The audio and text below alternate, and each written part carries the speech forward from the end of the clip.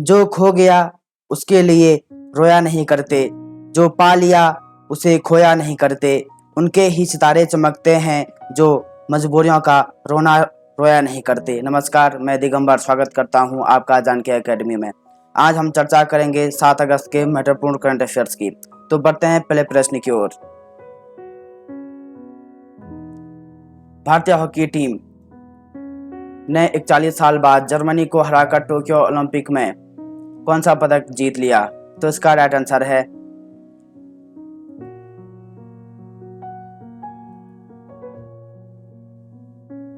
B, कांस्य पदक। भारतीय हॉकी टीम ने 41 साल बाद ओलंपिक में पदक हासिल कर लिया। भारत ने टोक्यो ओलंपिक में कांस्य पदक के मुकाबले में जर्मनी को हरा दिया और भारत ने मैच में शुरुआत से पिछड़ने के बाद जोरदार वापसी और जर्मनी के खिलाफ मैच को 5 और 4 से जीत लिया। इससे पहले आखिरी बार हॉकी में साल 1980 में ओलंपिक मेडल जीता था। बढ़ते हैं अगले प्रश्न की ओर।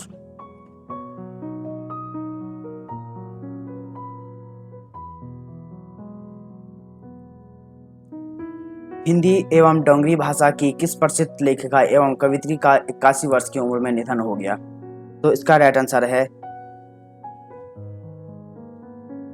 ए, पद्मा सचदेव का। हिंदी और डोंगरी की वरिष्ठ लेखिका पद्मा सचदेव के निधन की खबर से कला जगत शोकाकुल है। डोंगरी लोक गीतों से प्रभावित होकर करीब 12 साल की उम्र से ही कविता लिखने वाली पद्मा साहित्य जगत के साथ साथ फिल्म इंडस्ट्री के लोगों में भी बेहद पॉपुलर थी। आधुनिक कवियत्री पद्मा सचदेव का कविता संग्रह मेरे गीत को 1971 में पुरस्कार मिला था और चित्तचेती के लिए 2016 में 25वें सरस्वती पुरस्कार से सम्मानित किया गया था। बढ़ते हैं अगले प्रश्न की ओर। अंतर्राष्ट्रीय क्रिकेट में इंग्लैंड के लिए सबसे ज्यादा रन 15,739 बनाने वाले पहले खिलाड़ी कौन बने? तो इसका राइट आंसर है सी, जो रूट। इंग्लैंड के कप्तान जो रूट ने हाल ही में इतिहास रच दिया। भारत के खिलाफ पहले टेस्ट में 22 रन बनाते ही वह अंतर्राष्ट्रीय क्रिकेट में इंग्लैंड के लिए सर्वाधिक 15,739 रन बनाने वाले खिलाड़ी बने। इस मामले में उन्होंने कुक को पीछे छोड़ दिया और पहली बार 33वें ओवर से सिराज की गेंद पर चौके के साथ रूट ने यह उपलब्धि हासिल की। 15,739 रन से ज़्यादा हो गए।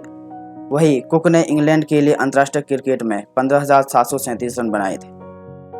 बढ़ते हैं अगले प्रश्न की तरफ। हाल ही में भारत के किस महिला मुक्केबाज ने अपने पहले ही ओलंपिक में कांस्य पदक जीता? तो इसका राइट आंसर है डी, लवलीना बोरगोहेन ने। भारतीय बॉक्सर लवलीना बोरगोहेन ने यादगार प्रदर्शन करते हुए ओलंपिक में कांस्य पदक जीता। 4 अगस्त 2021 को 69 किलो वेल्टरवेट कैटेगरी के सेमीफाइनल में लवलीना को तुर्की की वर्ल्ड नंबर 1 मुक्केबाज बुशनाज सुरमेलिक ने 5-0 से शिकस्त दी और इवेंट के पदक जीतने वाली तीसरी भारतीय बॉक्सर बन गई। बढ़ते हैं अगले प्रश्न की तरफ। दूरसंचार कंपनी वोडाफोन आइडिया के गैर कार्यकारी निदेशक एवं चेयरमैन ने अपने पद से इस्तीफा दे दिया। तो इसका राइट आंसर है ए, कुमार मंगलम बिडला ने।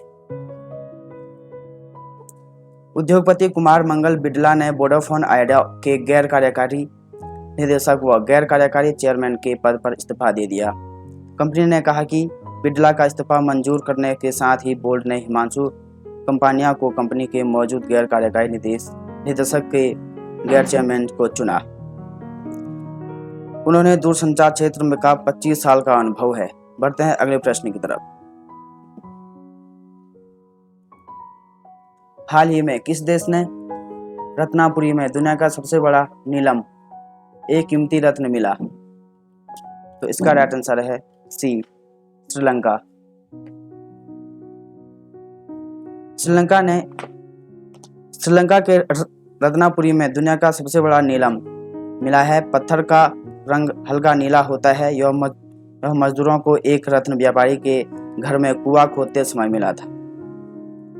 अंतर्राष्ट्रीय बाजार में धूमिल नीले रंग के इस नीलम की कीमत लगभग $100 मिलियन थी। बढ़ते हैं अगले प्रश्न की तरफ।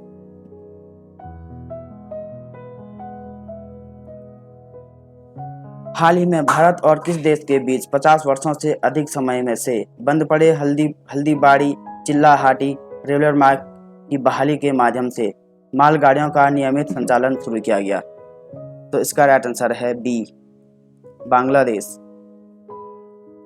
हाल ही में भारत और बांग्लादेश के बीच 50 वर्षों से अधिक समय से बंद पड़े हल्दीबाड़ी चिल्लाहाटी रेलवे मार्ग की बहाली के माध्यम से मालगाड़ियों का नियमित संचालन शुरू किया गया। दोनों देशों के बीच रेलवे संपर्क और द्विपक्षीय व्यापार को मंजूरी दी गई। हल्दीबाड़ी चिल्लाहाटी रेल लिंक एक ऐसा मार्ग है जो वर्ष 1965 तक संचालन में था। वर्ष 2021 के समाप्ति तक अगरतला आखौरा के बीच एक और रेल लिंक का संचालन किया जाएगा। बढ़ते हैं अगले प्रश्न की तरफ। किस देश ने 4 अगस्त 2021 को इस बात पर जोर दिया कि दक्षिण चीन सागर पर आचार संहिता पूरी तरह प्रशासनिक संयुक्त राष्ट्र संधि के अनुरूप होनी चाहिए? तो इसका राइट आंसर है डी, भारत। भारत ने 4 अगस्त 2021 को इस बात पर जोर दिया कि दक्षिण चीन सागर पर आचार संहिता पूरी तरह प्रशासनिक संयुक्त राष्ट्र संधि के अनुरूप होनी चाहिए और इस पर बातचीत से उन देशों के वैध अधिकारों और हितों पर प्रतिकूल प्रभाव नहीं पड़ना चाहिए। एक बैठक में डिजिटल तरीके से संबोधित करते हुए समूह के विभिन्न सदस्यों के बीच हिंद प्रशांत क्षेत्र पर दृष्टिकोण बढ़ते ही अभिसरण पर प्रकाश डाला गया। बढ़ते हैं अगले प्रश्न की तरफ। हाल ही में किस देश ने इजराइल के तेल अवीव में पहला दूतावास खोल दिया? तो इसका राइट आंसर है सी, यूएई ने। संयुक्त अरब अमीरात यूएई ने इजराइल के तेल अवीव में पहला दूतावास खोल दिया। खाड़ी के किसी भी देश का अब तक इजराइल में कोई दूतावास नहीं था। दूतावास के उद्घाटन समारोह में इजराइल के राष्ट्रपति इसाक हर्जोग भी मौजूद थे। इजराइल के राष्ट्रपति इसाक हर्जोग ने कहा कि दूतावास का खुलना मध्य पूर्व के लिए शांति, समृद्धि और सुरक्षा के भविष्य की ओर हमारी साझा यात्रा में एक महत्वपूर्ण मील का पत्थर है। बढ़ते हैं अगले प्रश्न की तरफ। प्रधानमंत्री नरेंद्र मोदी की अध्यक्षता में केंद्र मंत्रिमंडल ने कोकीन कोल में सहयोग पर भारत और किस देश के बीच समझौता ज्ञापन को मंजूरी दी? तो इसका राइट आंसर है ए, रूस को।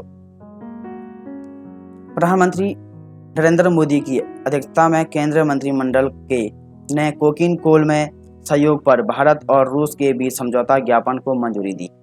कोकीन कोल का उपयोग स्टील बनाने के लिए किया जाता है। ऊर्जा मंत्रालय के बीच समझौता ज्ञापन पर हस्ताक्षर किए गए। इस्पात क्षेत्र में भारत और रूस के बीच सहयोग को मजबूत करने के उद्देश्य से समझौता ज्ञापन पर हस्ताक्षर किए गए। आज के करंट अफेयर्स यहाँ पे समाप्त होते हैं और मुझे पूरा विश्वास है कि आपने इनको नोट डाउन किया होगा और तब तक के लिए मिलते हैं अगले करंट अफेयर्स में। तब तक के लिए थैंक यू।